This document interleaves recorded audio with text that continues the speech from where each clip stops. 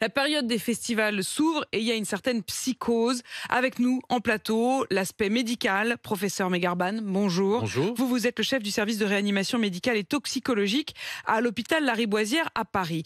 Vous avez des métiers tous les deux très éloignés et pourtant, il y a un phénomène inquiétant qui vous réunit ce matin sur RMC, c'est celui de ces mystérieuses piqûres dans les boîtes de nuit. C'est là que ça a commencé, désormais également dans les concerts et pourquoi pas demain dans les festivals avec cette question. Donc, 350 plaintes qui ont été déposées, des médecins qui sont d'ailleurs mobilisés pour tenter de déterminer s'il y a des risques pour la santé. Je me tourne d'abord vers vous, Jérôme Tréhorel.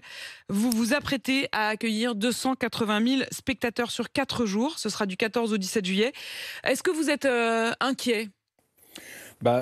Forcément, oui, on est vigilant, surtout très attentif au sujet. Ça fait plusieurs semaines, quelques mois même, qu'on a entendu parler de ce nouveau phénomène qui est complètement incompréhensible. Je veux dire, on a passé 2 années sans pouvoir organiser le festival à cause d'une crise sanitaire. Donc on était déjà assez proche des milieux médicaux pour pouvoir jouer l'année dernière en mode Covid.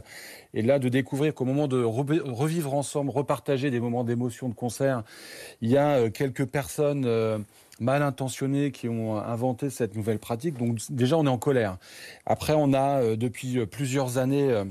Quand on accueille, vous l'avez dit, 280 000 personnes, ça ne se fait pas au hasard. Donc on a une vigilance toute particulière. C'est une priorité pour nous de bien accueillir le public en toute sécurité. Donc on a déjà des dispositifs robustes et des habitudes en matière d'accueil du public. Le Covid a encore amplifié ces choses-là.